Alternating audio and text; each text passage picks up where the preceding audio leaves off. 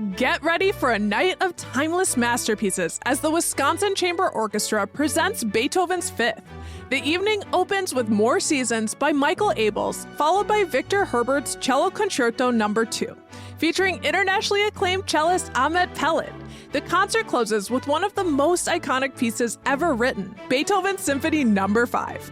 Join the WCO on March 28th at 7:30 p.m. for Beethoven's Fifth. Tickets are available at wcoconcerts.org/Pelin.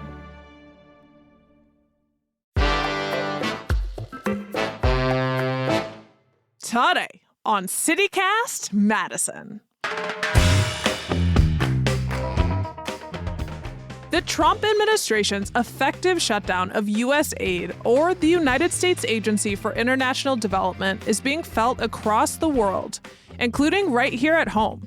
Among many ripple effects, the cuts will impact our premier research university and our state's food producers who grow crops to combat famine. To better understand what the gutting of this agency might mean, we sat down with a Madisonian who worked at USAID for 25 years, retired senior U.S. diplomat Dr. Chima. Chima also owns the business A Place to Be on Willie Street, which is a salon for learning and conversations on progressive issues. It's Wednesday, March 26th. I'm Bianca Martin, and here's what Madison's talking about.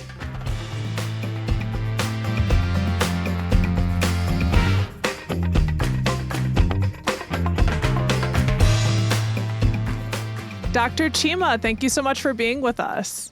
Thank you. Man, it's a tough conversation. How do you feel about the recent dismantling of the United States Agency for International Development, or USAID, and of foreign assistance in the form it's delivered now? I feel awful, heartbroken, shattered, and am grieving. I understand that every administration has a right and can determine foreign policy priorities and programs. And if the decision was made by the current administration to reduce USAID or close its programs, I feel there was another way to do it. I remember in my career, I had to close a USAID office way back in 1990, and we had a year's notice. We found jobs for everybody. We had all government assets we had to take care of. So it took a long time to do it, but as heartbreaking as it was, as difficult as it was, we thought we did it with least harm done. And I feel the way it's happened, although I can't question why, because I'm not in part of that decision, I think there was another way to do that. That would not put so many people out of jobs, would not have so many of our drugs and all and food aid sitting in warehouses, and so many people out there who were in line waiting for their next treatment for HIV/AIDS, left without it, with no notice and with no preparation. So I think that's what is most heartbreaking. And then, of course, I think of all my colleagues overseas who are dealing with stuff like, will my kid finish school? So I do want to offer some context and an update on the current situation at USAID. First, how we got here. In recent weeks, Secretary of State Marco Rubio said the Trump administration concluded a 6-week purge of the organization, where they collectively cut USAID's programming by 83%. So that's well over 3/4 of the work. The latest, a district judge out of Maryland ruled last week that this dismantling likely violated the Constitution and has blocked any further cuts from Elon Musk's DOGE, aka the Department of Government Efficiency. So additional cuts are on pause, but it's still not a pretty picture for the millions worldwide that depend on our assistance we've now deserted. And just another update, I saw a senior official from DOGE will now serve as USAID's chief operating officer and a deputy administrator for policy and programs. So the folks that gutted the organization are now also leading it. To back up, Chima, can you tell us about your work with USAID for context and in general what the agency does? So just to give some context for those who may not know, and it is surprising how much people did not know about USAID. When I used to come home from overseas, I used to get this question, so what is USAID? Does it do? I feel right now that it's like, when someone dies and there's an obituary and then people say, oh my gosh, did he or she do all this? And I feel now people are learning more than they did. And I feel the same way. That's why I'm grieving. So the agency is dead. And all of a sudden now, so many people know about it. Anyway, as a context, USAID was created in 1961 under the Forest Assistance Act, passed by Congress and signed in law by President Kennedy.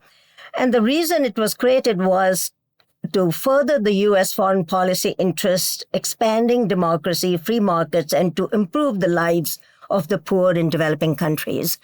Our programs were primarily humanitarian assistance in health. And there are so many examples, whenever there was a famine, there was conflict, you saw pictures of people with USAID food, on their heads. And you can just imagine, and I have been in some of those camps, what impact it had having this USAID and food delivered to the hungry and people living in camps in very awful conditions. Our work in global health, I think everybody knows, about 25 million, lives were saved from HIV/AIDS treatment, which now will not happen. In some other region, when I worked in Central Asia, foreign policy interest was more to privatize, to open the markets in that region and to democratize the systems so that part of the world could become more part of the global network and economic system. And by doing that, it also created opportunities for businesses at home to participate and engage in those countries. So every region has a different emphasis, but I think we have overall, it was economic growth, democratic development, humanitarian assistance, and a large proportion of the health work that had such an impact all over the world. This is a developing situation, as we've seen with the recent district judge ruling. Something else we've heard about is that some U.S. aid programs will continue, but in a new format. They'll now be under the State Department. I was in some ways glad that some life-saving programs will move over to the State Department, and I heard there were going to be bureaus set up to continue some life-saving components of USAID or a development program. But I am somewhat sorry that we've lost some very important time and some resources, that money would be wasted when some of our drugs and our equipment and all has been stuck in storerooms and across in borders and couldn't reach the clinics. So there's some time lost, but I'm hoping that with this new emphasis on small percentage of the work that is still life-saving, I hope that will continue. I can only hope. But each day there's a different news, so it's hard for me to say what will happen tomorrow. But I'm a positive person, so let's see. Right. And we're thinking about back home.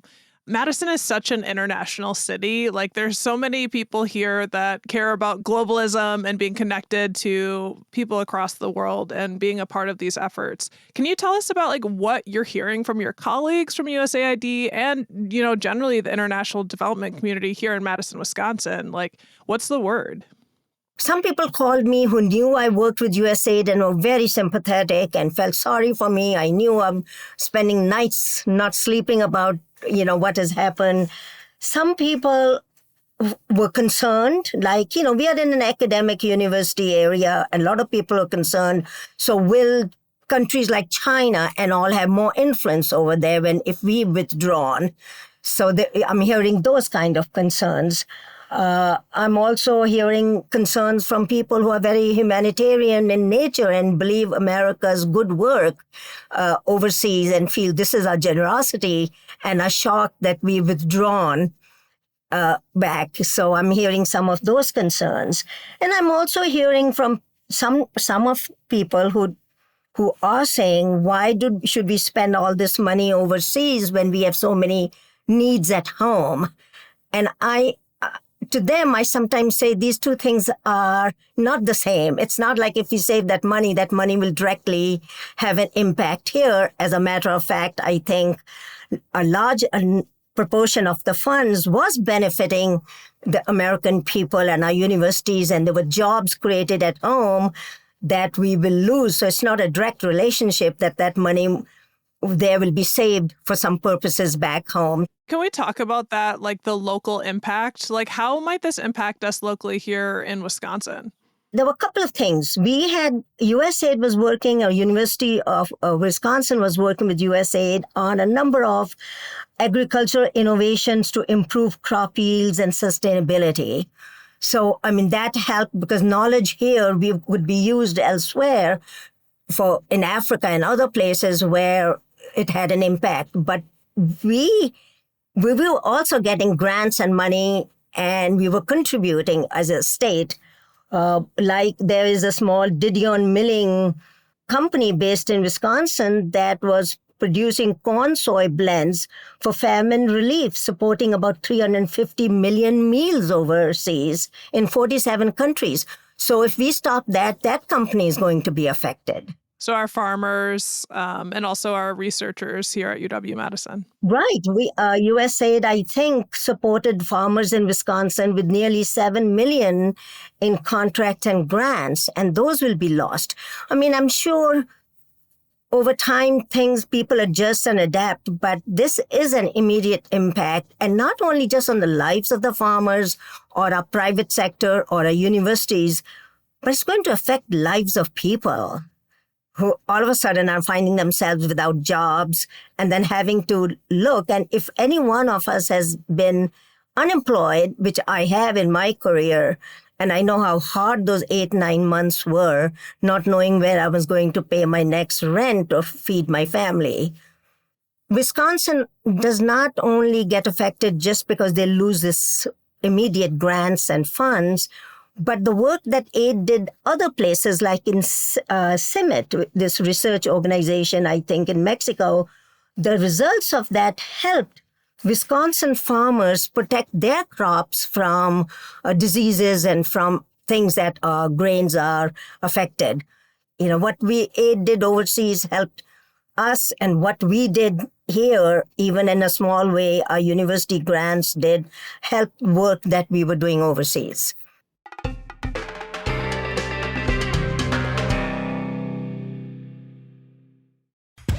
Behold the wonders of science. Y'all, it's that glorious time of year for UW-Madison Science Expeditions, a UW campus-wide science open house. Yup, they're opening the doors to the science labs and research centers to you and your family for free. From April 4th through the 6th, you can adventure around your top-tier public land-grant university and talk with the world-class researchers, enjoy science demos, and get hands-on at interactive exploration stations. The variety of programs is amazing. You can learn about everything from the human lung to the science behind ice cream. You can even visit monkeys in the Primate Center. Again, UW-Madison Science Expeditions events are free and open to everyone. So, see you at the destinations for exploration on campus April 4th through the 6th. Find the full schedule at go.wisc.edu/science expeditions. March is here, and it's time to make a difference. Jersey Mike's Wisconsin stores are celebrating their annual month of giving, benefiting Special Olympics Wisconsin. And don't miss the highlight, Wednesday, March 26th. It's the Day of Giving. On this special day, Jersey Mike's is donating 100% of sales. Yes, you heard that right, 100% of sales, not just profit, to Special Olympics Wisconsin. That's subs, chips, drinks, and even catering. Order in store or through the Jersey Mike's app. And know that 100% of your purchase stays right here in Wisconsin, supporting local athletes. So mark your calendars for this Wednesday, March 26th, and make your meal count. Help us give back to those who inspire us all. I think your point about something that you heard from a colleague or friend about how helping the world and helping other nations isn't, mutually exclusive, meaning like we're not going to be able to help people here because the money's going there. It's not mutually exclusive. Another thing, when we're talking about the global context and what some of the healthcare efforts that are made It's a question of national security. So, in terms of like, that's far away. Like there's a reason why we help other countries out, right? Ebola is a good case. I was in Sierra Leone with CDC, USAID, our Department of Health. The way we addressed the epidemic so quickly, so fast, that it didn't cross our borders, and the systems we set up to contain it. I mean, without it, I'm not sure that would have been possible. And without it, I'm not sure if our borders would have been secure from disease. I mean, disease has no borders. And, people forget that sometimes, that the work done outside of U.S. is very important for our own security. People, I'm hearing also there's words about USAID being a criminal organization, or they were, the words that are being used. And I just have to say that I am all in favor of efficiency. In all my life, I believe you can do things better, target it better, be more efficient. But I must say, for those who think that there was fraud going on, or USAID is not a rogue organization. We were approved. Our programs get very well thoughtfully thought through, strategically discussed, approved by headquarters, State Department, and our own headquarters in Washington. And plus, I have never worked in an environment, and I worked with World Bank and some of the other organizations that audit programs the way USAID evaluated and audited. We were always being questioned, and our Inspector General's office always was looking in to address those issues. We had people from OIG's office looking into our documents in our books. So it was a very thoroughly audited and examined organization. So I'm sort of disappointed at these words just thrown out like that without concrete examples. Yeah, well, I saw the White House publish an article in February of this year titled, quote, "At USAID, waste and abuse runs deep," unquote. And then the article included a listicle of alleged fraud and misuse of funds.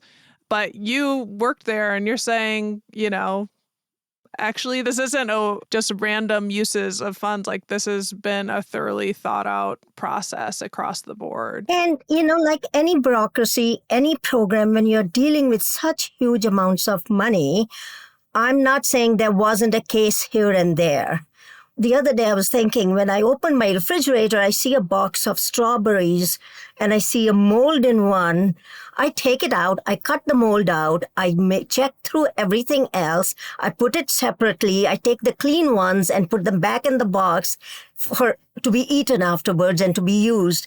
I just feel that there was so much room to do that. Yes, maybe there are cases. It was a huge organization, and I may not know of everything. In my experience, there were 1 or 2 cases that we reported, and immediately the OIG office was there. The person involved was fired. The program was closed. So in all my 25 years, yes, there were 1 or 2 programs that we did have to take strong action. But that's part of being a good manager and being a good agency that stays on top. So I don't think, in my personal opinion, that it was an agency that under the table all this stuff was going on and no one knew about it. Well, and how do you think about how this administration is implementing this mandate, this chainsaw hacking approach to the programs? As a humanitarian, I'm not an economist, I'm not a political scientist. I think there was a better way to do that. I think if they wanted to, USAID, I have to admit, has been under criticism. We've gone through a number of reorganizations in my 25 years. New systems were set up under, I think, when a Clinton administration, to reorganize, to make it more efficient, to coordinate it better with State Department. I think there was room to do it and reduce it if that was needed, or stop the programs that were not our priority programs, but in a less chaotic manner. What we are hearing, I don't have direct contact with a lot of people in the field because they are not supposed to share. News is coming in bits and pieces that there is so much chaos and confusion. So I'm hoping very fast now, maybe within the next whatever time period, we can wrap this up and look forward and move forward. I mean, at this point, I'm saying we can't go back. So we have to look forward as development experts. Well, people listening to this right now are probably thinking, at least some of y'all thinking, what do I do to help? Medicine is full of helpers. What would you recommend for actions people can take, for those who believe in the mission of USAID, and how can people in medicine's community step up and support that work? I know it's a hard question because we are a little bit all energized but disheartened at the same time, because we are finding that writing letters hasn't changed anything. People have been doing that. I've heard there have been more calls to staffers and letters in this short time than for a long time before, so that action's happening. I think we have to keep the pressure, whether it's through letters or through small protests or through targeted way and not just randomly. I mean, I just think keep the pressure. I also think it's also time for people to start giving to some of the organizations that are still working out in the field on their own without USAID help, because their people's lives are at stake. Save the Children, Oxfam, there are many. So maybe they need a little better help to keep doing the work they are doing to fill some gaps till our new system gets in place.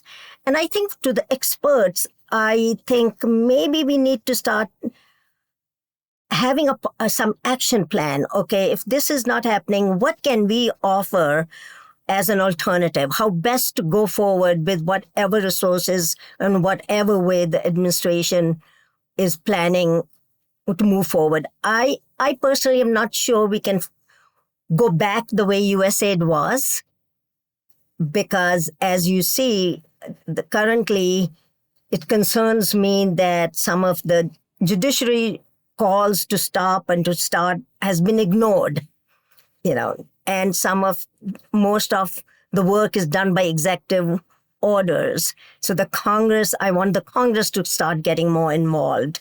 And there are people in Congress who approved USAID budget, and there's same people there now. So how can they believe in something and not believe in it, all of a sudden? So I'm being passionate, but it's been my life for 25 years. Yeah, it's very personal, and I'm sure it's hard to see Congress have a change of heart, the different people are in there and what's happening from the administration. Chima, before we let you go, is there anything else you'd like to leave people with about the situation? I am positive. I don't want to sit back and say, we can't do anything. There's a large aid community out there. My message to them is keep working, keep putting the pressure, keep bringing valid data, valid information. My other message, I think, is we are so divided. There's this group in the US, half which believe we have a very important role to be in development, out being in the world, have a place on the table. And there's a group, even in my sphere I meet, who feel take care of ourselves, isolate, don't bother about what's going on. And I think we need to talk to each other. I think we don't understand each other. I don't understand where that thinking is coming from. And I'm sure they look at me, they don't understand why this liberal person wants to spend all this money, overseas and I'm wasting it, or I'm not being careful. So I think we need to have conversation across the two divisions in our society. And I think my place would be perfect for that. I was thinking of having an open invite to people of different viewpoints to come in so I can learn from other people. I love it. A place to be. Yeah, a place to be. But keep believing in the good America stands for. Dr. Chima, we appreciate you so much. Thank you for sharing your insight and experience on this moving situation. And I know that it's a difficult one. So thank you for being vulnerable and opening up. Thank you for having me and giving me this opportunity. And, anyone who is out there who wants to talk to me, I am available. That's Dr. Chima, retired senior U.S. diplomat and former longtime senior manager at USAID. Chima is also the owner of A Place to Be on Willie Street, which is a salon for creativity, learning, and conversation on progressive issues.